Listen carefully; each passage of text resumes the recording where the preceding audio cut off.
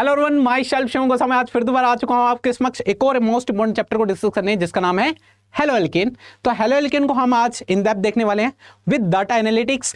PYQs आपके previous exam में previous years में कितने क्वेश्चंस आए हुए हैं उससे रिलेटेड सारे डेप्थ डाटा को एनालिसिस करेंगे एंड देन मूव ऑन करेंगे हम अपने टॉपिक पे। तो आइए पहले देख लेते हैं हम इस चैप्टर के अंदर क्या चीज पढ़ने वाले हैं। सबसे पहले हम पढ़ेंगे सम एप्लीकेशन पार्ट जो आपके एनसीईआरटी के अंदर मेंशन है और यहां से क्वेश्चन आते हैं और ये एप्लीकेशन पार्ट आपकी डे टू डे लाइफ से रिलेट कर रहा है और ये इतना इंपॉर्टेंट है, इसको पहले इसलिए पढ़ाया जा रहा है क्योंकि रीजन इज दैट कि इस चैप्टर को पढ़ने का मोटो क्या है, आगे इन फ्यूचर ये हमारे किस प्रकार से हेल्प करने वाला है। आपको पता है जो ऑर्गेनिक केमिस्ट्री है ज्यादातर मेडिकल फील्ड लाइन में ही हेल्प करती है, बट वो इतनी डेंजरस भी हो सकती है क्या, समझ रहे हो मेरी बात। तो ये सारी चीजें यहां पे पता चल जाएगा कि ये मेडिकल फील्ड लाइन में जो हमारे particular day to day life में हेल्प कर रही है हेलो एल्केन, क्या ये इतना डेंजरस भी हो सकता है कि वर्ल्ड वॉर 1 जैसी महामारी भी फैला सकता है क्या। यस, तो ये सारी चीजें पता करेंगे एंड नाउ मूव ऑन करेंगे हम क्लासिफिकेशन पे। तो हम क्लासिफिकेशन ऑफ हेलो एल्केन देखेंगे एंड फिर प्रेपरेशन ऑफ हेलो एल्केन देखेंगे। बट इस लेक्चर के अंदर जो हम पर्टिकुलरली प्रेपरेशन को देखने वाले हैं वह अल्कोहल बेस्ड प्रेपरेशन मेथड रहेगी जिसमें हम अल्कोहल से अल्काइल हैलाइड बनेंगे। उसमें भी 4 मेथड है जिसको हम देखेंगे। पहला है आपका लुकास रिएजेंट के थ्रू, जो हम लुकास रिएजेंट की हेल्प से अल्कोहल से अल्काइल हैलाइड बनेंगे एंड दूसरा हम जो पढ़ेंगे PCl5, तीसरा PCl3 एंड लास्टली हम देखेंगे SOCl2। This is the best method of halogenation, that is the Darzens reaction. तो इसको हम देखने वाले हैं इन पूरे लेक्चर के अंदर, है ना। And lastly move on to the PYQs जिसके बिना काम नहीं बनने वाला, पीवाईक्यूज तो करने ही पड़ेंगे एंड लास्टली कंक्लूड करूंगा। अब बात आती है इस पूरे लेक्चर को पढ़ने के बाद मेरे को क्या फायदा होने वाला है, क्योंकि देखो फायदा तो बहुत ज्यादा होगा क्योंकि रीजन इज दैट आपके हर एक साल में प्रीवियस ईयर्स में दबा के क्वेश्चन पूछे जा रहे हैं। हर साल के अंदर 1 या 2 क्वेश्चन आपको मिल ही रहे हैं, बट इस पर्टिकुलर लेक्चर से आपको कितने क्वेश्चन मिलेंगे। इस क्लासिफिकेशन बेस्ड क्वेश्चन पूछा गया है, मैं कलर चेंज कर लेता हूं आपकी हेल्प करेगा। क्लासिफिकेशन बेस्ड क्वेश्चन आया हुआ है, क्लासिफिकेशन जो हम पढ़ेंगे जो आज के लेक्चर में कवर करेंगे उसके बेस्ड भी क्वेश्चन आए हुए हैं भाई साहब, तो इंपॉर्टेंट पड़ेगा, है ना। And then nature of CX bond, यार CX बॉन्ड के नेचर पर ही क्वेश्चन आए हुए हैं, है ना। तो बहुत ही बेसिक से लेकर बेसिक से क्वेश्चन आए हुए हैं। तो नीट है, नीट एनसीईआरटी, समझ रहे हो ना मेरी बात, ऑल ओवर गो थ्रू करनी ही पड़ेगी, है ना। एंड मेथड ऑफ प्रिपरेशन के ऊपर क्वेश्चन आए जो अल्कोहल बेस्ड जो है आपके पीवाईक्यूज जो पूछे गए हैं, बट वो डायरेक्टली नहीं पूछे गए SOCl2 से रिएक्ट करा दो या सिंपल PCl5 से रिएक्ट करा दो, बट ये कन्वर्जन में आ जाते हैं तो आपको समझ रहे हो पढ़ना पड़ेगा।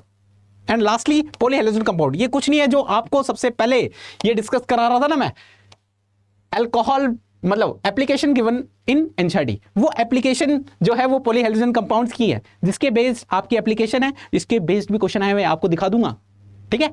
तो आपकी ऑल ओवर जो इस लेक्चर में पढ़ने के बाद आपको कुछ ना कुछ यहाँ पे सीखने को ही मिलेगा।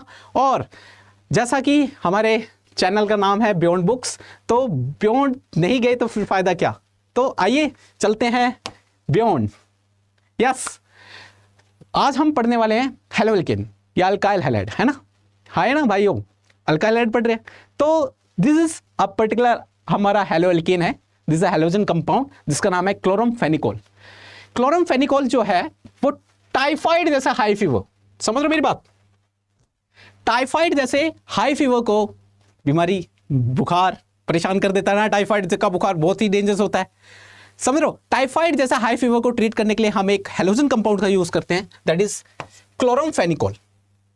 वो यही टाइफाइड को ही ट्रीट करने में हेल्प नहीं करता, इवन आप जो आंखों में कुछ आई ऑइंटमेंट भी यूज करते हो ना, देख लो इस प्रकार का आई ऑइंटमेंट आपको बाजारों में मिलता है, वो भी आपका यही है क्लोरमफेनिकोल, देख लो नाम इसी पर्टिकुलर नाम से देखा जाता है, समझ रहे हो। तो ये आपके एनसीईआरटी के अंदर मेंशन्ड है, तो ये बहुत ही इंपॉर्टेंट पड़ता है, ये नाम मेंशन है तो नीट कभी भी आपसे कुछ भी पूछ सकता है, एनसीईआरटी की लाइन बाय लाइन से गो थ्रू कर रहे हैं, ठीक है। तो क्लोरमफेनिकोल आपका टाइफाइड जैसे हाई फीवर को ट्रीट करता है, इवन साथ के साथ आपका आई ऑइंटमेंट भी है। Now next move on to the yes मच्छर। ये वही मच्छर है भाइयों जो मलेरिया फैलाता है, समझ रहे हो। मलेरिया जैसे हाई फीवर को ट्रीट करने के लिए हम एक हैलोजन कंपाउंड का यूज करते हैं, आपको पता है, that is chloroquine. Halogen compound कैसे हुआ, कार्बन हैलोजन बॉन्ड का बॉन्ड है कार्बन और हेलोजन का बॉन्ड है, दैट इज हेलोएल्केन, है ना। बट ये हेलोरीन है हमारा, जो हेलोएल्केन हेलोरीन, बट ये क्लासिफिकेशन में मतलब हमारी एप्लीकेशन में आ रहा है तो लिया है मैं, ठीक है। तो यहां पे भी आप देख सकते हो CHCl2, आप देखोगे C और Cl के बीच में बॉन्ड है ना, ये एक अल्काइल है, वो हमारा हेलोरीन है। तो ये एक हमारा हेलोजन कंपाउंड है। क्लोरोक्विन मलेरिया जैसे हाई फीवर को ट्रीट करने में हेल्प करता है। इस प्रकार की मेडिकेशन आपके बाजारों में मिलती है, जो आप मतलब ये जो टैबलेट्स लेते हो वो इसी की होती है। Now next move on to the an anaesthetic. Anaesthetic मतलब बेहोश करना। तो आपको बस एक ही नाम आता है जब बेहोश करना होता है ना, जैसा आपने फिल्मों में देखा है, क्लोरोफॉर्म लिया, सुंगा डाला, लाइफ जिंगा लाला। ऐसा कुछ नहीं है, क्लोरोफॉर्म का यूज करना हमने बंद कर दिया है। अब क्लोरोफॉर्म जो माना जाता था, क्लोरोफॉर्म का यूज जो है बंद करने का रीजन ये है, क्लोरोफॉर्म एक टॉक्सिक और कार्सिनोजेनिक है। अब हम उस टॉक्सिक कार्सिनोजेनिक का यूज ना करके हम एक सेफ एनेस्थेटिक का यूज करते हैं, दैट इज हेलोथीन।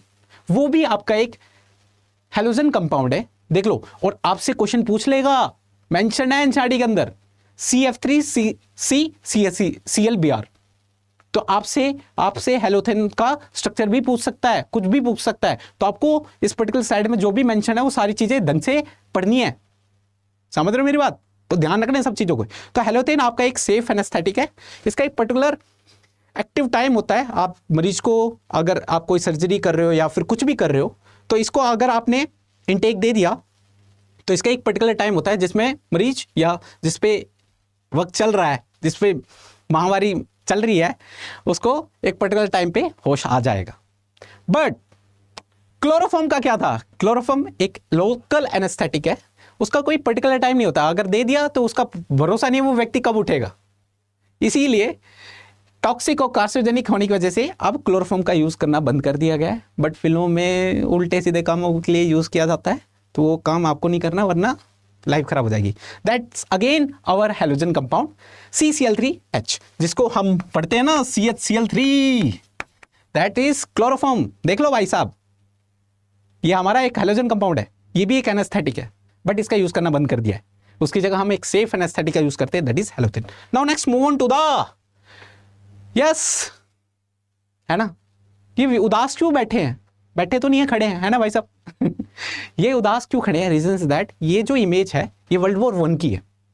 जब वर्ल्ड वॉर 1 हुआ था, उस वॉर के अंदर आपको बताया था ना कितना अभी तक आपने देखा कि हेलोजन कंपाउंड्स कितने यूजफुल है। मलेरिया जैसे हाई फीवर को ट्रीट कर रहे हैं, टाइफाइड जैसे हाई फीवर को ट्रीट कर रहे हैं, कितना यूजफुल है हमारी डे टू लाइफ में, कितनी हेल्प कर रहा है वो हमें। ऑपरेशंस हो गए या फिर जैसे हेलोथेन यूजफुल है, क्लोरोफॉर्म यूजफुल है। बट ये इतना डेंजरस भी हो सकता है कि वर्ल्ड वॉर जैसी महामारी खड़ी कर सकता है क्या? यस, ये इसलिए इनके आप देख सकते हो, नोटिस कर सकते हो, इनकी आंखों में पट्टियां लगी है। ये सोल्जर्स हैं जो ये ब्लाइंड हो चुके हैं। उस वॉर में एक गैस वॉरफेयर हुई थी। क्या हुई थी? गैस वॉरफेयर, जिसमें बहुत सारी डेंजरस गैसेस का यूज हुआ था, जिसमें आपकी मस्टर्ड गैस भी इन्वॉल्व थी। एक आपका हेलोजन कंपाउंड भी इन्वॉल्व था, दैट इज फोस्जीन। और ये आपका भाई साहब PYQ है, स्ट्रक्चर याद कर लो। क्वेश्चन है, लेके आया हूं, दिखाऊंगा आपको प्रॉपरली, समझ रहे हो? ये आपका PYQ है। तो ये है आपका फोस्जीन, ये एक हेलोजन कंपाउंड है। आप देखोगे CCl एक असाइल हैलाइड है, समझ रहे हो?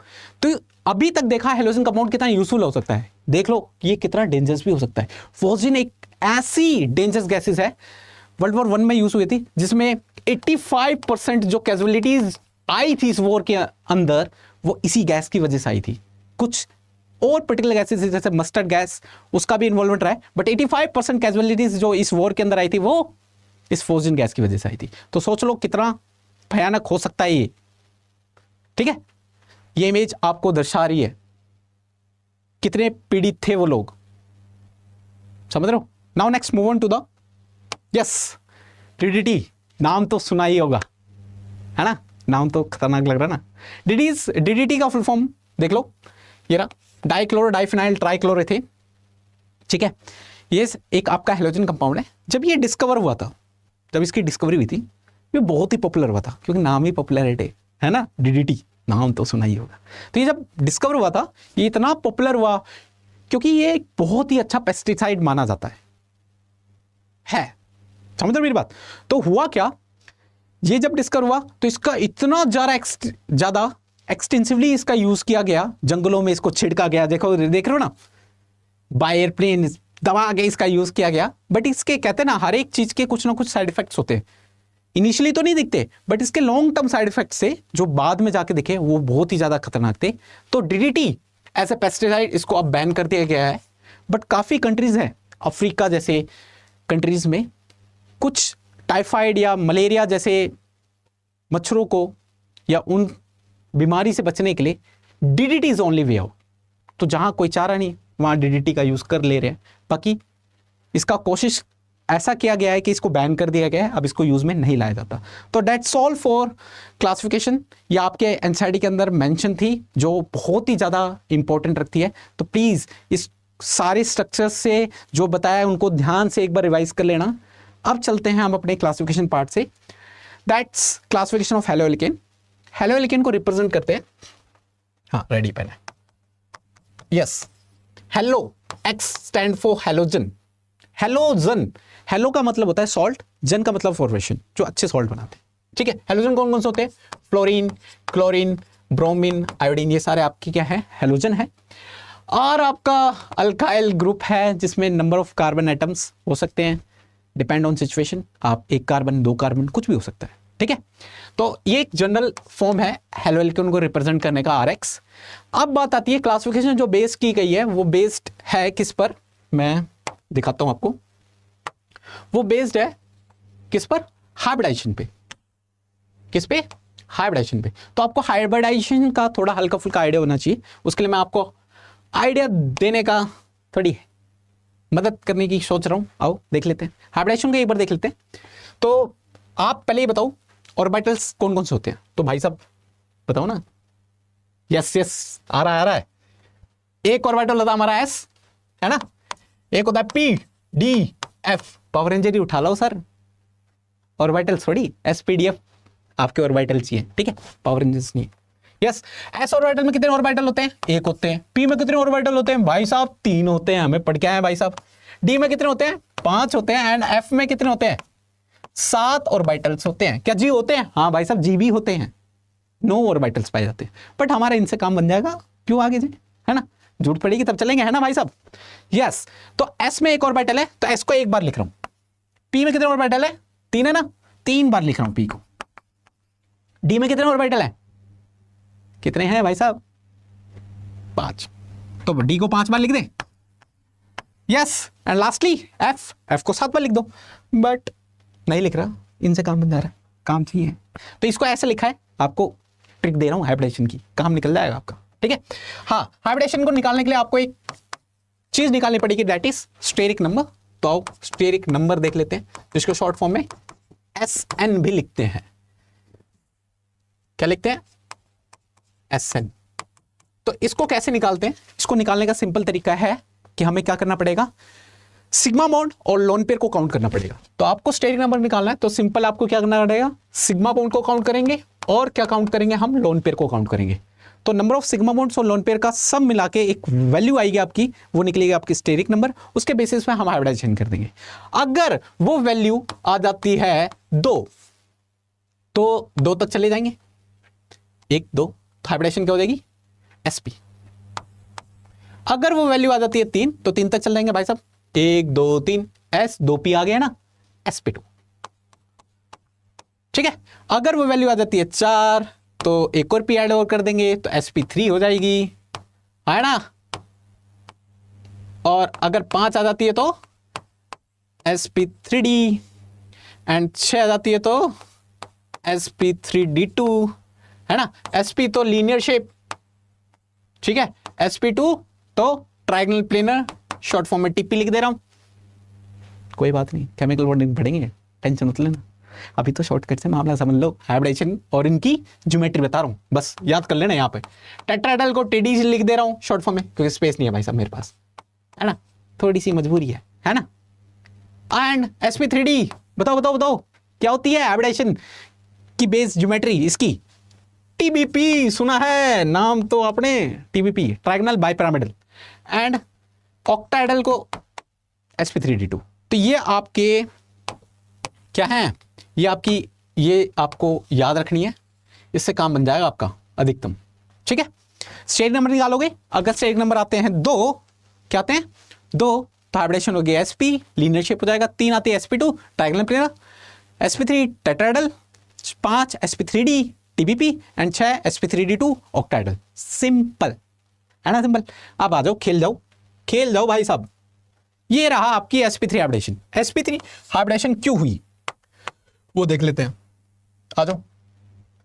sp3 कैसे हुई वो चीज देख लेते हैं। देखो कितने सिग्मा बॉन्ड है, 1 2 3 4। मैं इस सेंट्रल कार्बन एटम की हाइब्रिडेशन निकालने की कोशिश करूं, तो जैसा मैंने आपको बताया, आपको क्या निकालना पड़ेगा, स्टेरिक नंबर। तो सिग्मा प्लस लोन पर काउंट करो, तो इस कार्बन के पास 4 सिग्मा है, एक भी लोन पर नहीं है भाई साहब, तो स्टेरिक नंबर आ जाएगा 4, क्योंकि ये 4 है, ये 0, 4 प्लस 0 क्या होता है, 4 ही होता है। और 4 होने की वजह से आपका हाइब्रिडेशन क्या आ जाएगी, sp3 एंड शेप क्या आ जाएगी, मतलब ज्योमेट्री या शेप आपकी टेट्राहेड्रल हो जाएगी, है ना।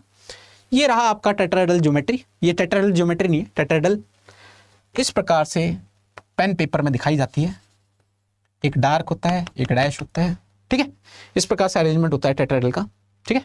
ओरिएंटेशन होता है, 2 बॉन्ड प्लेन में होते हैं, एक प्लेन के बाहर होता है, एक प्लेन के अंदर होता है।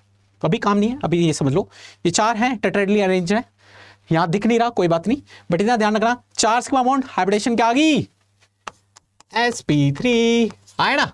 तो sp3 हाइब्रिडाइज्ड है, ये भी sp3 हाइब्रिडाइज्ड है, देखो 4 सिग्मा बॉन्ड है, ये भी sp3 हाइब्रिडाइज्ड है। बट यहाँ पे मेनली हमें क्या फोकस करना है, यहाँ पे हमें देखना है classification, primary secondary and tertiary alkyl hydride को पहचानोगे कैसे। इसके बेस्ड भी आपके पीवाईक्यू आ चुके हैं, सिंपल से क्वेश्चन के ऊपर पीवाईक्यू आ चुके हैं, जेई नीट। तो आपको प्लीज ध्यान रखना कैसे करना है, तरीका बता दूं आपको। क्या नोटिस करना है, हेलोजन को देखना है। क्या देखना है, मेरी बात सुनना पहले प्यार से। हेलोजन जो है जिस कार्बन से कनेक्टेड है, हेलोजन जिस कार्बन से कनेक्टेड है, दिख गया आपको, ये वाला कार्बन है ही नहीं है, वो कार्बन लगातार कितने कार्बन से कनेक्टेड है वो काउंट करने हैं। हेलोजन जिस कार्बन से कनेक्टेड है, वो कार्बन लगातार कितने कार्बन से कनेक्टेड है, अगर वो पता चल जाएगा तो आप इजीली प्रिडिक्ट कर सकते हो कौन सा प्राइमरी है, कौन सा सेकेंडरी है और कौन सा टर्शियरी है। इजी है ना, आओ देखते हैं। तो हेलोजन जिस कार्बन से कनेक्टेड है वो लगातार कितने कार्बन से कनेक्टेड है भाई साहब, 3 कार्बन से कनेक्टेड है, इसलिए 3 डिग्री अल्काइल हैलाइड। यहां हेलोजन लगा था तो अल्काइल हैलाइड बोला, अल्कोहल लगता तो 3 डिग्री अल्कोहल बोलते हैं, जिसको दूसरे नाम से बोलते हैं टर्शियरी। ठीक है, सिंपल है, टर्शियरी को हम क्या बोलते हैं, 3 डिग्री। या सेकेंडरी के लिए क्या होना चाहिए, हेलोजन जिस कार्बन से कनेक्टेड है वो कार्बन लगातार 2 कार्बन से कनेक्टेड होना चाहिए, मैक्सिमम 2। तो देखो हेलोजन जिस कार्बन से कनेक्टेड है वो लगातार कितने कार्बन से कनेक्टेड है, 2। आप बोलोगे ये है, ये कार्बन नहीं है भाई साहब, ये हाइड्रोजन। तो सिर्फ 2 कार्बन से कनेक्टेड है, इसलिए इसको सेकेंडरी बोला गया और इसी को 2 डिग्री भी बोला जाता है। इजी है। एंड प्राइमरी के लिए क्या कंडीशन होगी भैया, मैं बता दूंगा। हेलोजन जिस कार्बन से कनेक्टेड होगा, अच्छा वो लगातार एक ही कार्बन से कनेक्टेड होना चाहिए। तो भाई साहब सही बात बोली आपने, हेलोजन जिस कार्बन से कनेक्टेड है वो लगातार सिर्फ एक ही कार्बन से कनेक्टेड है, लगातार बोला है, वही कनेक्टेड होना चाहिए कार्बन से। ये नहीं बोलेंगे उससे अटैच एक कार्बन और हो तो बोलोगे 2 कार्बन से कनेक्टेड, नहीं, वही होना चाहिए। तो ये एक प्राइमरी अल्काइल हैलाइड कहलाएगा। क्या कहलाएगा, प्राइमरी, जिसको 1 डिग्री अल्काइल हैलाइड भी बोलते हैं। ठीक है, तो प्राइमरी सेकेंडरी एंड टर्शियरी का आइडिया हो चुका है। Now next move on to the next classification. Yes, hybridisation ध्यान रखना क्योंकि यूज होगी। sp3 बेस्ड हाइब्रिडेशन पे एक और आता है आपका अलाइलिक हैलाइड। तो क्या होता है अलाइलिक हैलाइड, जल्दी से देख लेते हैं। तो अलाइलिक हैलाइड को समझने के लिए आपको अलाइलिक पोजीशन समझनी पड़ेगी, जैसे हमने प्राइमरी सेकेंडरी एंड टर्शियरी को समझा है ना। प्राइमरी के लिए हेलोजन जिस कार्बन से कनेक्टेड है वो लगातार एक ही कार्बन से कनेक्टेड होना चाहिए। तो आपने एक कनेक्शन को समझा, ऐसे ही आपको इसके कनेक्शन को समझना पड़ेगा अलाइलिक हैलाइड को पहचानने के लिए। तो अलाइलिक हैलाइड के लिए आपको अलाइलिक कार्बन का ज्ञान होना चाहिए। किसका, अलाइलिक कार्बन। तो अलाइलिक कार्बन क्या होता है, डबल बॉन्ड वाले जो कार्बन होते हैं उससे नेक्स्ट कार्बन जो होता है वो कार्बन आपका अलाइलिक कार्बन होता है। देख लो भाई साहब, तो क्या याद रखना है, डबल बॉन्ड वाले जो कार्बन होते हैं उससे अटैच नेक्स्ट कार्बन वो आपके अलाइलिक कार्बन। तो भाई साहब बताओ क्या ये अलाइलिक कार्बन होगा, कौन कौन सा अलाइलिक कार्बन होंगे। तो मैं बोलूंगा डबल बॉन्ड वाले जो कार्बन हैं उससे नेक्स्ट कार्बन ये है, उससे नेक्स्ट ये भी है, तो ये दोनों के दोनों आपके क्या हुए, अलाइलिक कार्बन। ठीक है, और एग्जांपल देता हूं बस आपको पता चल जाए एक बार। ठीक है, मैंने बोला ये कार्बन और ये कार्बन, ये कार्बन, ये सारे कार्बन है, तो बताओ इनमें से अलाइलिक कार्बन कौन सा है? तो कैसे बताओगे? तो मैं बोलूंगा सेम सिनेरियो, क्या देखेंगे? कार्बन देखेंगे डबल बॉन्ड वाले, उससे नेक्स्ट कार्बन को अलाइलिक बोलना है। तो नेक्स्ट ये भी है तो ये अलाइलिक है। क्या नेक्स्ट ये है? ये भी अलाइलिक है। क्या नेक्स्ट ये है? ये भी अलाइलिक है। तो इस पर्टिकुलर स्ट्रक्चर के अंदर 3 अलाइलिक कार्बन है। अगर उन अलाइलिक कार्बन पे क्या लग जाए? हेलोजन। हेलोजन, तो ये सारे के सारे अलाइलिक हैलाइड कहला देंगे। अगर उस पर लग जाए अल्कोहल तो अलाइलिक अल्कोहल। अगर लग जाए अल्डिहाइड, अल्डिहाइड नहीं कुछ और लग जाए, अल्डिहाइड में एक कार्बन आ जाता है, उससे दिक्कत हो जाएगी। ठीक है, समझ गए ना? तो डबल बॉन्ड वाले कार्बन से नेक्स्ट कार्बन पे हेलोजन लगना चाहिए, और नेक्स्ट कार्बन को बोलते हैं allylic position, and then halogen लग जाए तो अलाइलिक हैलाइड, अल्कोहल लग जाए तो अलाइलिक अल्कोहल। सिंपल है। तो इसको मिटा रहा हूं जल्दी से, एक बार 1 डिग्री 2 डिग्री और 3 डिग्री अलाइलिक हैलाइड्स को देख लेते हैं। तो भाई साहब अभी आपने क्या देखा? आपने देखा अलाइलिक को देख लिया। 1 डिग्री 2 डिग्री 3 डिग्री आता ही है, तो जल्दी से बता देंगे। तो कैसे करेंगे? अलाइलिक के लिए समझना, अलाइलिक के लिए कंडीशन क्या थी? डबल बॉन्ड वाले जो कार्बन होते हैं उससे नेक्स्ट कार्बन पे हेलोजन होना चाहिए, है ना भाई साहब? अब एक चीज और, वैलेंसी भी देख लेना। कईयों को लग रहा है वैलेंसी तो दिखाई नहीं रही। इस कार्बन ने 2 बॉन्ड बनाए, पक्का है यहाँ पे 2 हाइड्रोजन होंगे, है ना? तो यहाँ पे सेट फिक्स है कि वहां पे हाइड्रोजन होंगे, दिखाने की जरूरत नहीं है। यहाँ पे 1 हाइड्रोजन होगा, इसने 2 ही बॉन्ड बनाए, बाकी 2 हाइड्रोजन यहाँ होंगे। तो दिखा भी सकते हो, नहीं भी दिखा सकते हो, नहीं तो बॉन्ड लाइन नोटिफिकेशन के थ्रू भी चल जा सकते हो। अधिकतम क्वेश्चन जो आपके एग्जाम पॉइंट ऑफ व्यू से आते हैं जो, वो बॉन्ड लाइन नोटिफिकेशन से आते हैं, तो आपको इससे भी फैमिलियर होना पड़ेगा, वरना दिक्कत हो जाएगी। आप विजुलाइज नहीं कर पाओगे कौन सा कंपाउंड किस प्रकार से दिख रहा है, समझ रहे हो? तो इस पे भी ध्यान देना है। ये आपका अलाइलिक हैलाइड है, ठीक है, बट 1 डिग्री के लिए क्या होना चाहिए? वही कहानी, हेलोजन जिस कार्बन से कनेक्टेड है वो लगातार एक ही कार्बन से कनेक्टेड है। तो भाई साहब एक से ही कनेक्टेड है, तो ये 1 डिग्री अलाइलिक हैलाइड हुआ। क्या ये 2 डिग्री अलाइलिक हैलाइड है? तो 2 डिग्री के लिए कंडीशन क्या है? देखो, जो हेलोजन जिस कार्बन से कनेक्टेड वो लगातार 2 कार्बन से, 1 2, तो ये 2 डिग्री अलाइलिक हैलाइड हो गया। 3 डिग्री कैसे बनाएंगे? देख लो भाई साहब, 3 डिग्री के लिए बनाना पड़ेगा, 3 कार्बन से कनेक्ट करना पड़ेगा, that is 3 degree allylic. Allylic कैसे हुआ? डबल बॉन्ड के नेक्स्ट कार्बन को अलाइलिक बोलते हैं, और वो कार्बन लगातार 3 कार्बन से कनेक्टेड है, 3 डिग्री, तो 3 डिग्री अलाइलिक हो गया। तो सिंपल अलाइलिक हैलाइड हो गया। यहाँ हेलोजन लगाए इसलिए अलाइलिक हैलाइड, अल्कोहल लग जाए तो अलाइलिक अल्कोहल हो जाएगा। सिंपल है ना? यहां तक मामला सेट है, इजी है ना? घबराना मत, डरना नहीं है, ठीक है? बस थोड़ा थोड़ा कुछ टर्म्स है, एक बार पढ़ लोगे पूरी केमिस्ट्री में काम आएगा। समझ रहे हो? अलाइलिक, विनाइलिक क्या होते हैं? आओ नेक्स्ट देखते हैं। Vinylic halide. अब यहाँ पे कार्बन जो है वो sp2 हाइब्रिडाइज्ड है, मतलब इसका मतलब क्या होगा? स्टेरिक नंबर, मतलब सिग्मा प्लस लोन पेयर का जो सम होगा वो कितना होना चाहिए भाई साहब? 3 होना चाहिए। देखा है हमने, पढ़ के आए हैं ना? तो 3 होगा, तो spp 3 तक चल जाएंगे, हाइब्रिडेशन क्या आ जाएगी? sp2। इसको ढंग से लिखता हूँ भाई साहब, आपको दिख नहीं रहा होगा, ये लो, है ना? तो sp2 हाइब्रिडाइज चेक करते हैं पहले। देखो ये क्या कार्बन, ये जो कार्बन है आपका, क्या sp2 हाइब्रिडाइज्ड है या नहीं है? जल्दी से बता दो। तो पहले तो इसकी वैलेंसी चेक कर लो। अधिकतम तो वैलेंसी नहीं दिखेगा, बस बोल देगा, कहेगा 1 सिग्मा 2 सिग्मा 1 पाई, खत्म कहानी। इस कार्बन ने 2 ही बनाया है तो 2 सिग्मा, मतलब sp hybridisation, linear geometry, sp2 है भाई साहब। ये कैसे? क्योंकि इस कार्बन ने कितने बॉन्ड होना है? 1 2 3, एक ऑब्वियस बात है यहाँ पे हाइड्रोजन होगा, तो तीसरा सिग्मा यहाँ है। बॉन्ड लाइन नोटिफिकेशन से फैमिलियर हो जाओ भाई साहब, नहीं दिक्कत हो जाएगी। तो यहाँ पे 3 सिग्मा, तो इसकी हाइब्रिडेशन क्या है? sp2। आप यहाँ पे भी देखोगे कि इसकी हाइब्रिडेशन sp2 है। बस सेम अप्रोच रखना जैसे मैंने बताया। प्लीज वैलेंसी पे थोड़ा ध्यान देना। ये भी एक sp2 हाइब्रिडाइज्ड है। तो ये सारे सारे क्या हैं? sp2 हाइब्रिडाइज्ड है। ये तो हमें पता चल गया। तो पहले समझते हैं, जैसे अलाइलिक को समझा वैसे विनाइलिक को समझते हैं। विनाइलिक क्या है? विनाइलिक भी एक पोजीशन है। डबल बॉन्ड वाले कार्बन को विनाइलिक कार्बन बोलते हैं। तो अगर डबल बॉन्ड वाले कार्बन पे हेलोजन लग जाए तो क्या कहलाएगा? Vinylic halide. देखो डबल बॉन्ड वाले कार्बन पे हेलोजन लग गया, that is vinylic halide. Double bond वाले पे हेलोजन लग गया, दैट इज विनाइलिक हैलाइड। देखो डबल बॉन्ड वाले पे लग गया तो विनाइलिक हैलाइड। सिंपल है, याद रखना। विनाइलिक कार्बन क्या होते हैं? अलाइलिक के लिए डबल बॉन्ड से नेक्स्ट पे जाना पड़ेगा, विनाइलिक के लिए डबल बॉन्ड वाले पे चिपका देना।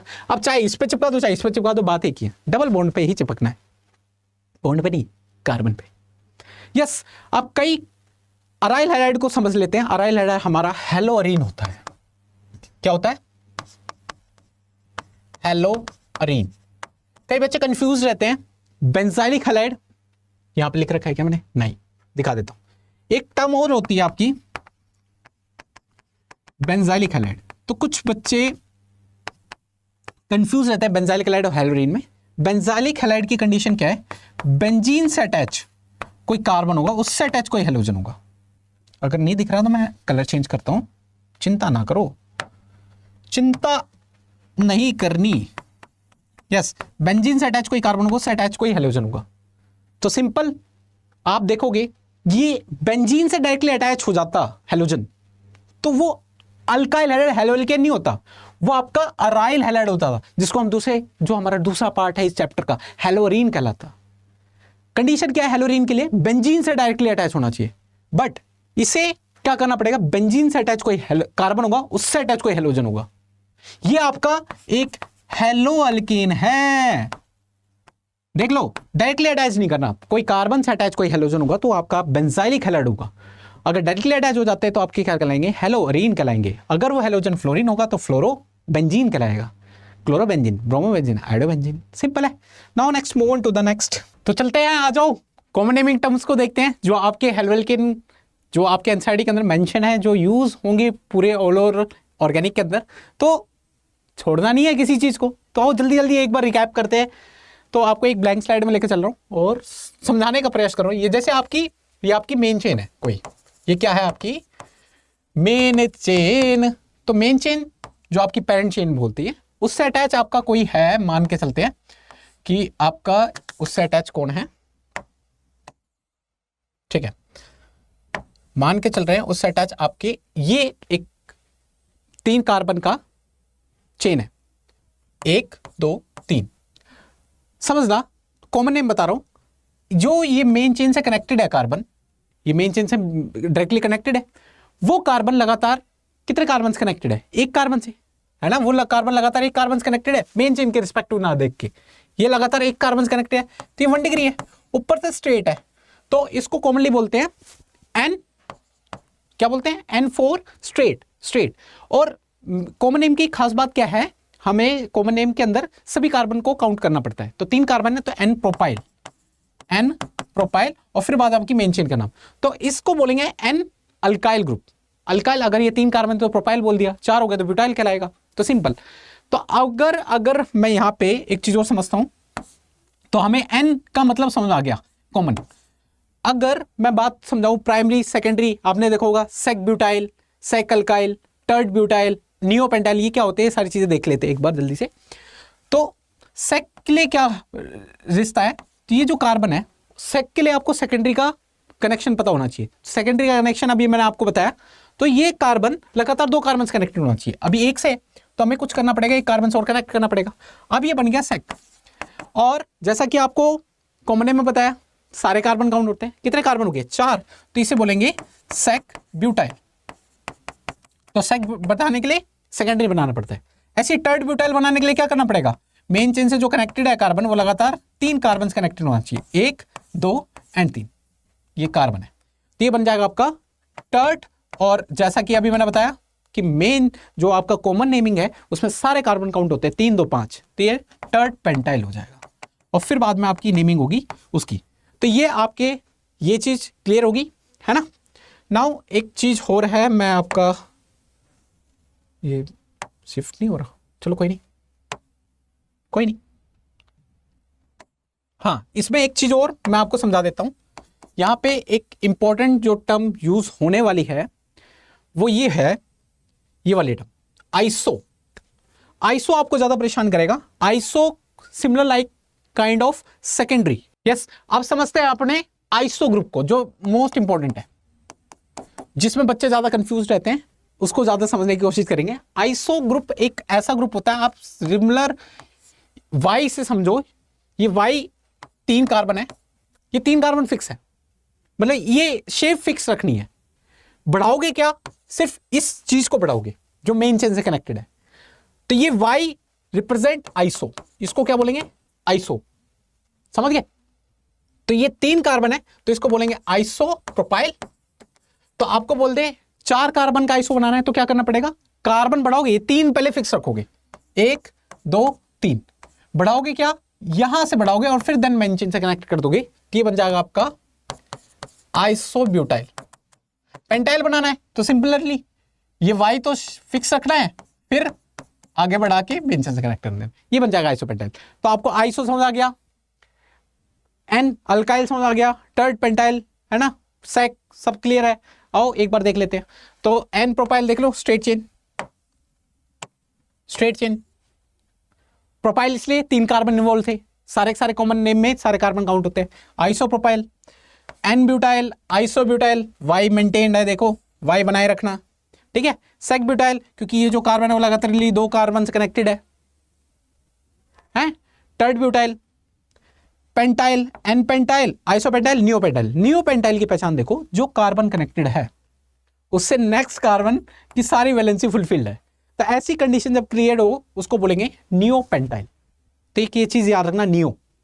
तो ये सारे कॉमन टर्म कवर हो गए। एक और लास्टली कॉमन टर्म जो है वो इंपॉर्टेंट है, जिसमें आपको जेई में फंसाया है बच्चों को, क्योंकि बच्चे यहां तक तो पढ़ लेते हैं जेमिनल क्या होते हैं, विसिनल क्या होते हैं, बट पढ़ते क्या नहीं, वो अल्काइलिडीन का मतलब नहीं समझते। किसका मतलब नहीं समझते? अल्काइलिडीन का। ओह सॉरी, बैक करो। हाँ, अल्काइलिडीन का मतलब नहीं समझते, जिसकी वजह से उनको होती है दिक्कतें।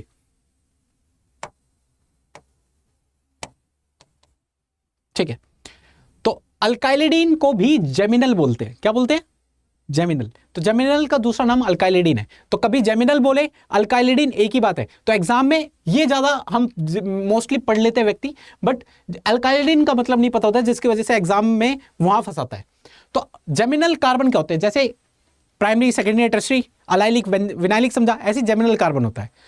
ये डाई हेलोजन के केस में आता है, 2 हेलोजन होंगे। अगर वो 2 हेलोजन एक ही सिंगल कार्बन से कनेक्टेड हो जाए तो इसको बोलेंगे जेमिनल कार्बन, और इसको शॉर्ट फॉर्म में जेम डाई हैलाइड भी बोलते हैं। क्या बोलते हैं? Gem dihalide. तो जेमिनल कार्बन, एक ही कार्बन में 2 हेलोजन। अगर एडजेसेंट 2 अलग कार्बन पे लग जाए, एक इधर एक इधर, तो इसे हम बोलेंगे, बट देखना 2 हेलोजन बट एडजेसेंट की बात बोली है, बीच में गैप नहीं आना चाहिए। एडजेसेंट कार्बन पे लग जाए तो उसे बोलेंगे विसिनल डाइहैलाइड, जिसको शॉर्ट फॉर्म में क्या बोलते हैं? विक डाइहैलाइड। क्या बोलते हैं? विक डाइहैलाइड। ठीक है, और विसिनल डाइहैलाइड को दूसरे नाम से अल्काइलिन। तो कंफ्यूज मत होना अल्काइलिडीन अल्काइलिन में। ठीक है, तो इस चीज को ध्यान रखना, अल्काइलिडीन आपका जेमिनल डाइहैलाइड है और विसिनल डाइहैलाइड आपका अल्काइलिन है। तो एक ही कार्बन पे 2 हेलोजन है, दैट इज जेमिनल, अलग अलग but adjacent, that is vicinal dihalide. तो ये आपके हो गए, आपके क्लासिफिकेशन कंप्लीट।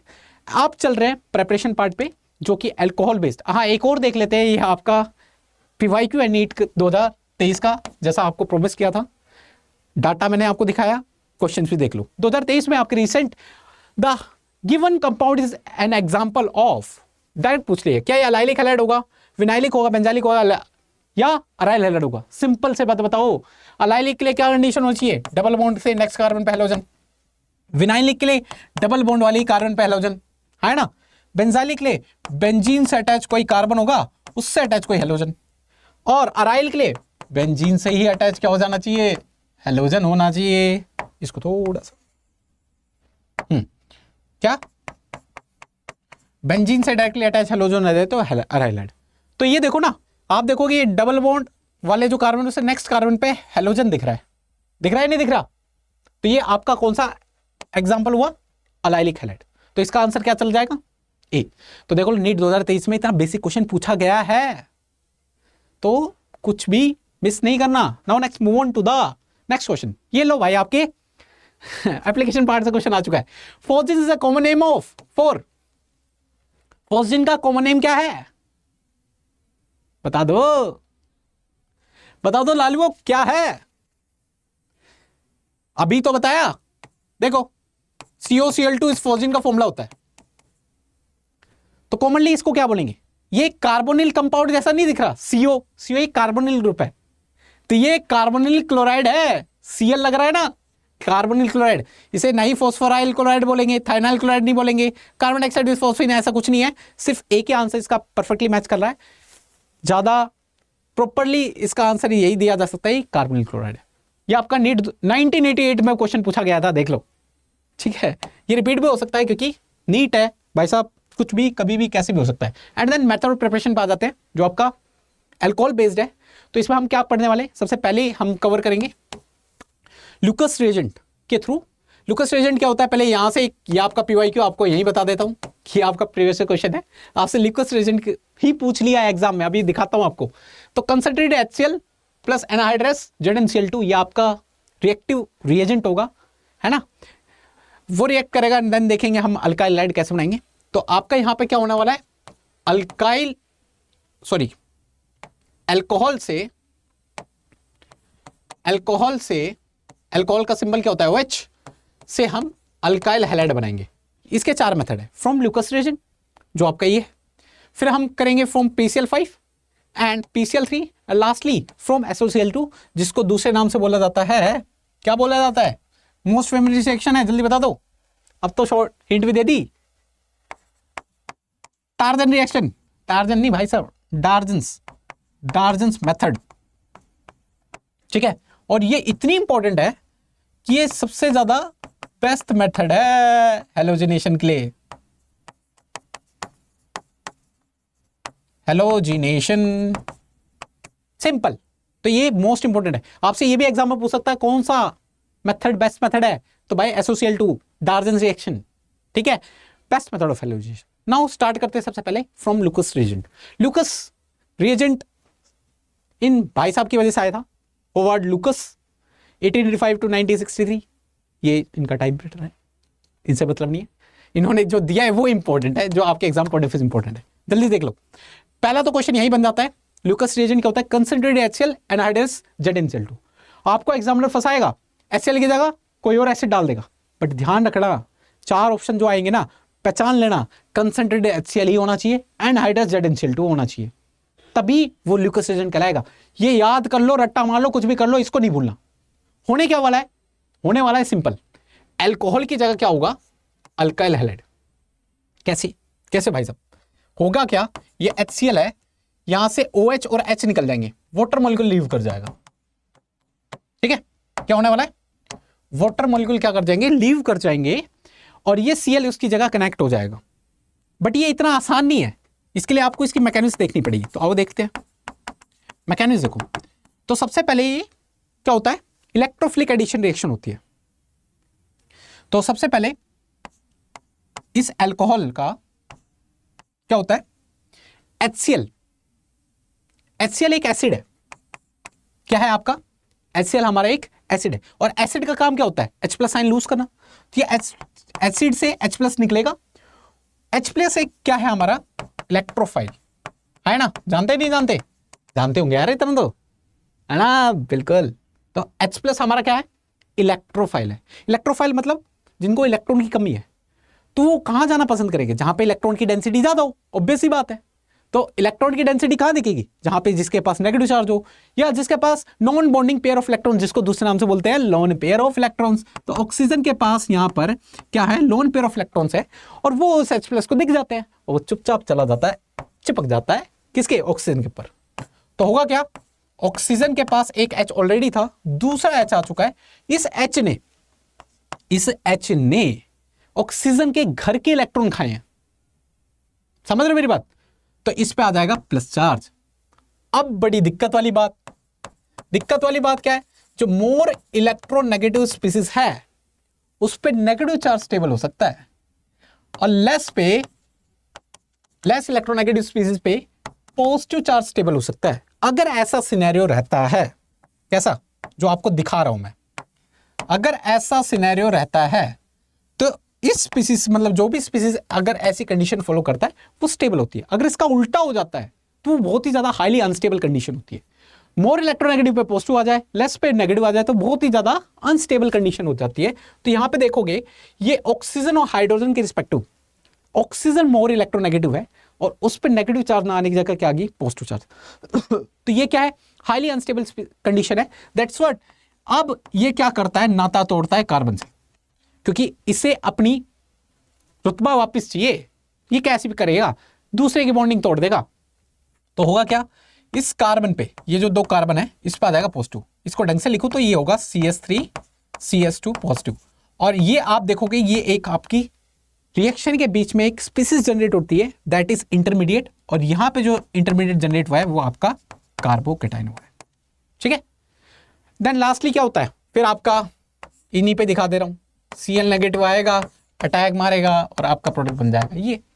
तो इस रिएक्शन में सबसे पहले एसिड का H+ आयन ऑक्सीजन के पास जाता है, ऑक्सीजन के लोन पेयर पर अटैच होता है, water as a leaving group निकल जाता है। लीव करने के बाद आपका बनता है एक स्पीसीज दैट इज कार्बोकेटाइन, जो कि बहुत खतरनाक चीज है। कार्बोकेटाइन की खासियत है वो अपने अंदर क्या कर सकता है, रीअरेंजमेंट कर सकता है। तो कार्बोकेटाइन की रीअरेंजमेंट भी हमें पता होना चाहिए। ठीक है, 1,2 शिफ्ट। ठीक है, ring arrangement, ring expansion, ring contraction कुछ भी कर सकता है, रिंग का केस आया तो कार्बोकेटाइन बना। एंड लास्टली जब एक स्टेबल बन जाएगा देन वो आपका अटैक मार देगा, आपका फाइनल प्रोडक्ट बन जाएगा। सिंपली इस चीज को ध्यान रखना। ठीक है, अब बात आती है जो पानी वाटर मॉलिक्यूल बाहर आए हैं वो जाता क्या है, ये जो एनहाइड्रस ZnCl2 है, एनहाइड्रस ZnCl2 इस वाटर मॉलिक्यूल को क्या करता है, एब्जॉर्ब करने का काम करता है। ठीक है, ध्यान रखना इस चीज को, सिंपल ध्यान रख लेना। ठीक है, यस, एक मिनट स्लाइड पे ही आते हैं। यस, इस पे आ दो, कहां गया। तो आपके जो अल्कोहल है वो 3 डिग्री अल्कोहल हो सकता है, 2 डिग्री अल्कोहल भी हो सकता है। मैं थोड़ा ढंग से लिखता हूं आपको ढंग से दिखे। 3 डिग्री अल्कोहल, ये आपका 2 डिग्री अल्कोहल हुआ, एंड ये आपका 1 डिग्री अल्कोहल हुआ। तो लुकस रिएजेंट से एक टेस्ट निकला जो कि मोस्ट इंपॉर्टेंट, जहां से आपके PYQs आते हैं। तो अब हम इसको डिस्कस करने वाले हैं, ल्यूकस टेस्ट। ल्यूकस टेस्ट, ये ल्यूकस टेस्ट जो आता है वो डिफरेंशिएट करता है अल्कोहल्स के बीच में, प्राइमरी सेकेंडरी टर्शियरी अल्कोहल्स के बीच में क्या करता है, डिफरेंशिएट करता है। कैसे करता है वो देखना। 3 डिग्री अल्कोहल्स, जैसा मैंने अभी आपको मैकेनिज्म बताया, अल्कोहल से जब वो H+ आयन अटैक करता है, देख सकते हो आप, जब वो H+ आयन अटैक करता है तो आपकी एक स्पीसीज जनरेट होती है। वो स्पीसीज क्या होती है, आपकी कार्बोडाइन होती है नहीं होती। और वो कार्बोडाइन क्या कर सकती है, खेला खेलेगी यहां पर। तो जैसा अल्कोहल वैसा कार्बोडाइन, तो 3 डिग्री अल्कोहल देगा 3 डिग्री कार्बोडाइन। और कार्बोडाइन का स्टेबिलिटी ऑर्डर देख लो, देखो ये आपका कहां गया, देखो ये आपका मैंने 3 डिग्री कार्बोडाइन बना दिया। 2 डिग्री बनाने के लिए क्या करना पड़ेगा, सिंपल यहां पे H आ जाएगा। और 1 डिग्री के लिए क्या करना पड़ेगा, CH3 CH2 पॉजिटिव। तो ये आपका 3 डिग्री 2 डिग्री 1 डिग्री। तो यहां देखोगे यहां CH3 है, यहां CH3 है, यहां CH3 है, CH3 तो ये मैंने पूरी वैलेंसी सेटिस्फाई कर दिया। देखोगे CH3 एक +I ग्रुप है, +I मतलब इलेक्ट्रॉन देगा। और कार्बन पॉजिटिव चार्ज मतलब एक इलेक्ट्रॉन डेफिशिएंट स्पीसीज है, पॉजिटिव चार्ज मतलब इलेक्ट्रॉन की कमी है। और वो तो चाहेगा मेरे आसपास के जो पड़ोसी हैं वो इलेक्ट्रॉन दे, इसके आसपास के इलेक्ट्रॉन देने वाले ही हैं, ये दे रहा है। बट ये देने वाले देखो छप्पर फाड़ के दे रहे हैं, 3 जगह से दे रहे हैं, इधर सिर्फ 2 जगह से दे रहे हैं, इधर सिर्फ 1 जगह से। ज्यादा स्टेबल कौन होगा, जहां व्यक्ति देने वाले ज्यादा होंगे, इसलिए 3 डिग्री ज्यादा स्टेबल होगा as compared to 2 degree 1 degree. तो स्टेबिलिटी ऑफ कार्बोडाइन क्या होती है, 3 डिग्री 2 डिग्री 1 डिग्री। तो यहां तक ये चीज मामला समझ आ गया, कार्बोडाइन का स्टेबिलिटी का खेल है। तो 3 डिग्री अल्कोहल से बनेगा 3 डिग्री कार्बोडाइन। तो अगर आप ल्यूकस रिएजेंट डाल दोगे तो ल्यूकस रिएजेंट क्या होता है, कंसंट्रेटेड HCl एनहाइड्रस ZnCl2, याद रखना। तो मैं LR लिख रहा हूं। तो 3 डिग्री अल्कोहल में बनेगा 3 डिग्री कार्बोडाइन, जो कि ज्यादा स्टेबिलिटी रखता है। इसी वजह से आपको जो एटलास जो प्रोडक्ट बनेगा 3 डिग्री अल्कोहल से, क्योंकि ये एटलास जो आपका बनेगा वो अल्काइल हैलाइड बनेगा। जो यहां पे अल्काइल हैलाइड बनेगा उसकी बनती है PPT। क्या बनती है, इनसॉल्युबल सब्सटेंस होता है, वो सेटल डाउन हो जाता है, जिसको दूसरे नाम से, इसी को ये एरो बताता है PPT को। क्या बताता है, PPT, या इसी को ये बोलते हैं हम टर्बिडिटी। ठीक है, तो ये जो आपका जो फाइनल प्रोडक्ट बन रहा है वो आपका एक प्रेसिपिटेट बन रहा है, जिसको दूसरे नाम से टर्बिडिटी भी बोलते हैं। तो ये आपका टर्बिडिटी PPT दोनों वर्ड यूज करता है। क्वेश्चन इस पे आया हुआ है, टर्बिडिटी, दोनों वर्ड ध्यान रखने हैं। तो अल्काइल हैलाइड एक PPT बनती है। तो ये जो PPT बनती है वो इमीडिएट बनती है, इस चीज का ध्यान रखना। क्या बनती है, इमीडिएटली मिलती है। 2 डिग्री केस में जो होता है लुकास रिएजेंट, मैं थोड़ा सा आपके लिए एक चीज यूज करता हूं, ये देखो 2 डिग्री केस में अगर लुकास रिएजेंट डालोगे एंड इसके केस में अगर लुकास रिएजेंट डालोगे 2 डिग्री के केस में 2 डिग्री कार्बोडाइन बनेगा, यहां पे भी मिलेगी आपकी पीपीटी, ठीक है।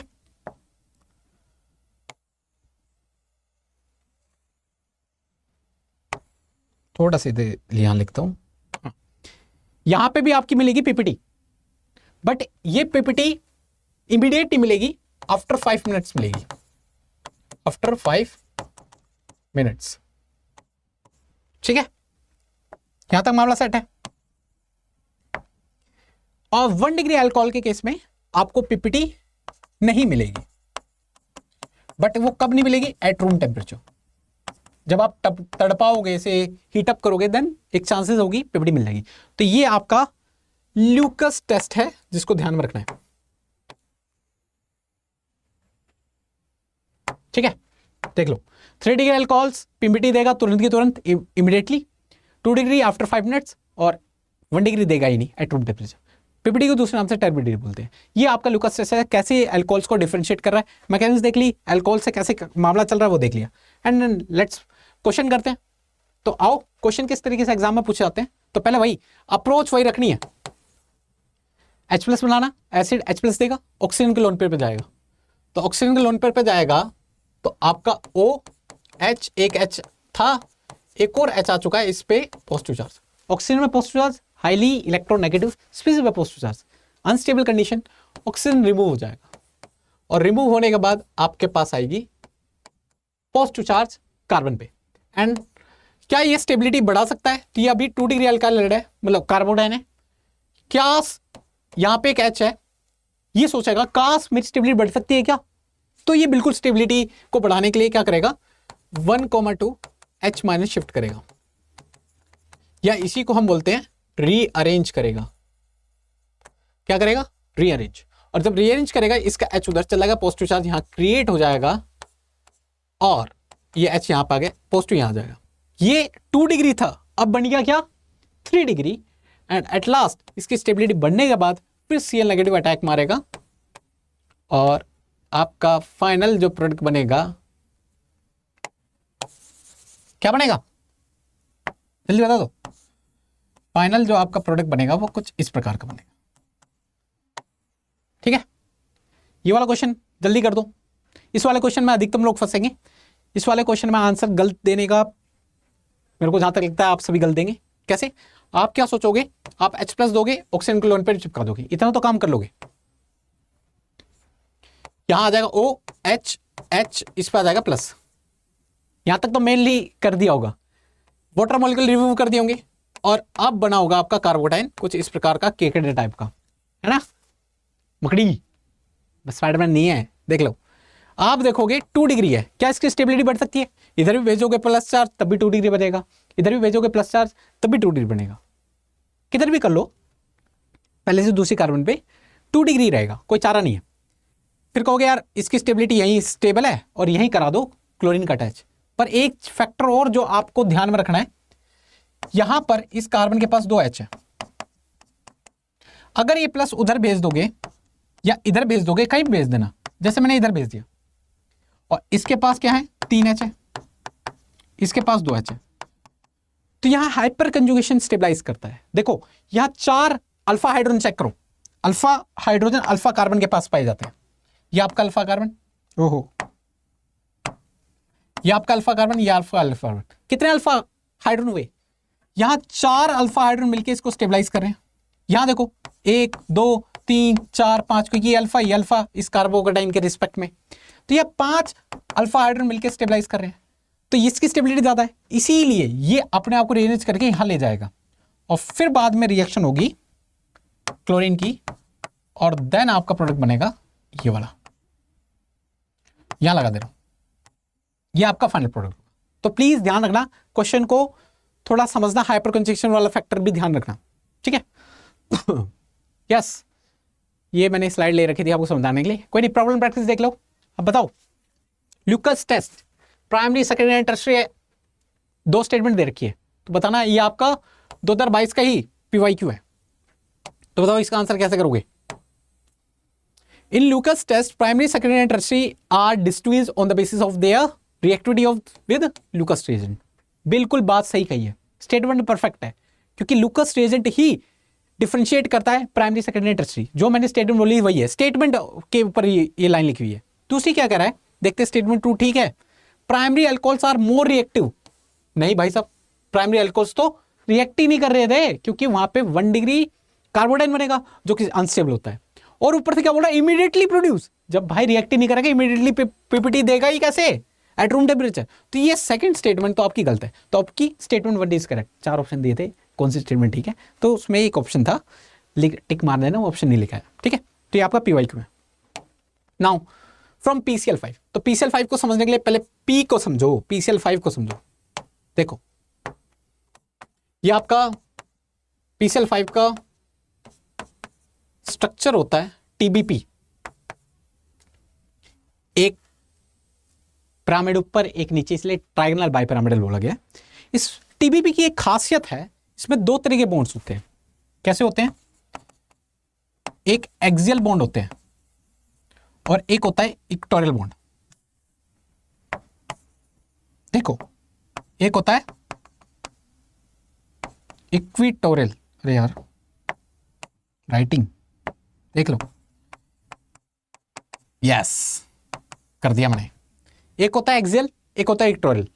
तो ये जो स्ट्रेट वाले जो बॉन्ड दिख रहे हैं आपको, कौन से, ये स्ट्रेट वाले ऊपर नीचे वाले, ये आपके एक्सियल बॉन्ड होते हैं। ये एक्सियल आपका, ये आपका एक्सियल। ये 3 जो बॉन्ड प्लेन में है ना, 3 ट्रायंगुलर प्लेनर जो ज्योमेट्री एक टाइप बना रहे हैं, वो जो है वो आपकी इक्वेटोरियल बॉन्ड होते हैं। तो याद रखना, जो एक्सियल बॉन्ड होते हैं वो लंबे होते हैं इक्वेटोरियल बॉन्ड से। जब लेंथ बड़ी है तो आ जाती है स्ट्रेंथन किसके अंदर होगी, स्ट्रेंथ किसकी ज्यादा होगी, स्ट्रॉन्ग कौन होगा। तो लेंथ के रिस्पेक्ट में बात की जाए तो ये होगा एक्सियल की ज्यादा इक्वेटोरियल से। स्ट्रेंथ की बात की जाए तो इक्वेटोरियल की ज्यादा होती है एक्सियल से। ये बात समझ आई या नहीं आई? तो ये बात थोड़ा ध्यान में क्लियर हुई। अब बात ये आती है, तो आपने कभी नोटिस किया होगा PCl5 जो है वो जब टूटता है PCl3 और Cl2 में टूटता है, तो ये दो Cl जो निकले हैं वो एक्सियल वाले टूटे, क्योंकि वो वीक बॉन्ड होते हैं। एक्सियल वाले वीक बॉन्ड होते हैं क्योंकि उनकी स्ट्रेंथ कम होती है, तो इक्वेटोरियल वाले नहीं टूटते। रीजन, स्ट्रेंथ इक्वेटोरियल की ज्यादा होती है एक्सियल की। टूट इसलिए जाते हैं क्योंकि एक्सियल बॉन्ड लंबी होती है, वीक बॉन्ड होते हैं, इसलिए टूटा जा सकता है। बस ये चीज दिखानी थी। अब खेला खोल जाएगा, समझ में आ जाएगा आपको। जल्दी से देख लो आप क्वेश्चन, मतलब ये रिएक्शन देख लो, देख लो देख लो देख लो। यस, इनको डिलीट मारते हैं। यस करो। PCl5 के साथ रिएक्शन, तो PCl5 को समझने के लिए मैं इसको इस प्रकार से लिखता हूं, PCl3 एक Cl एक Cl। देखो क्योंकि ये एक्सियल बॉन्ड ही टूटते हैं, इसलिए मैंने एक्सियल को ऐसे दिखाया। इसका एक H एक Cl को लेकर भाग जाएगा, HCl निकल जाएगा, ठीक है। ये पूरा R ग्रुप इस वाले नीचे वाले Cl को लेकर भाग जाएगा। बचा क्या, बता क्या भाई साहब, बता दो।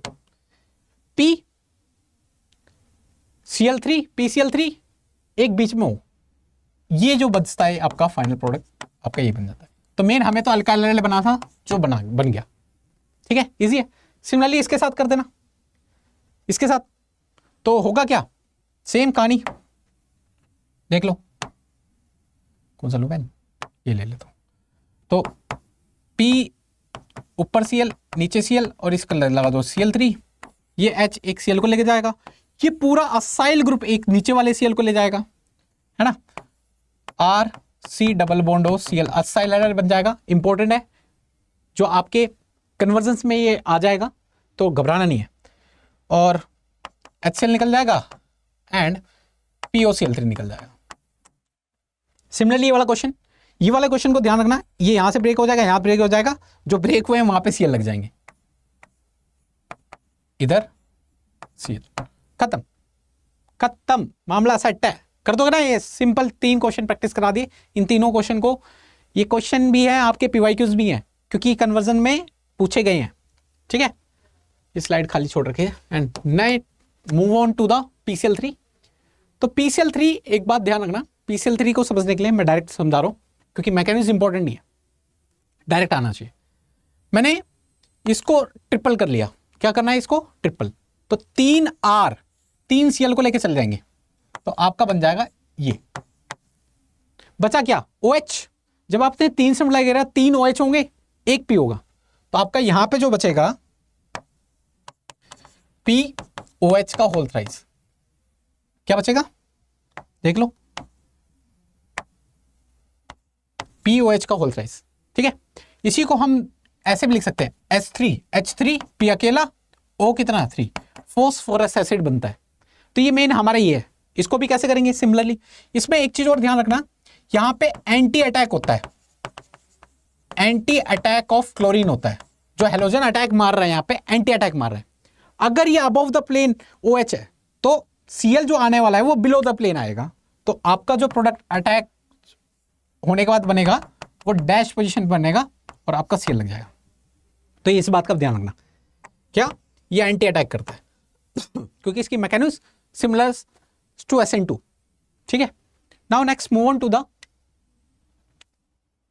CFT, नहीं भाई साहब, यस ये था आपका मामला। यहां पे मैं आपको थैंक यू लिख देता हूं।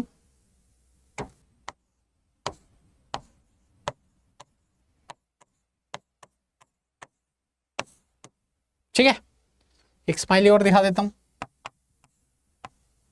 ठीक है, तो आज के लिए इतना ही। हमने स्टार्टिंग से पढ़ा सब कुछ पढ़ा ना, आपने एनालिसिस देखा, क्लासिफिकेशन देखा, और मोस्ट इंपॉर्टेंटली जो थोड़ा फनी और थोड़ा इंगेजिंग था कि हमने वो देखा जो एप्लीकेशन पार्ट थी। हमने देखा कि कितना हेलोजन कंपाउंड कितना यूजफुल हो सकता है और कितना डेंजरस भी हो सकता है। फिर हमने मूव ऑन किया क्लासिफिकेशन पे, क्लासिफिकेशन देखी, कॉमन टर्म्स देखे, एंड लास्टली हमने प्रिपरेशन ऑफ अल्कोहल से अल्काइल बना दिया। ये था ओवरऑल जो हमने आज कवर किया है। होप सो आपको काफ़ी अच्छा लगा होगा और आपके लिए काफ़ी यूजफुल भी होगा। एंड नेक्स्ट लेक्चर में मिलेंगे आपको सेम टाइम सेम जगह। Okay, now next, bye.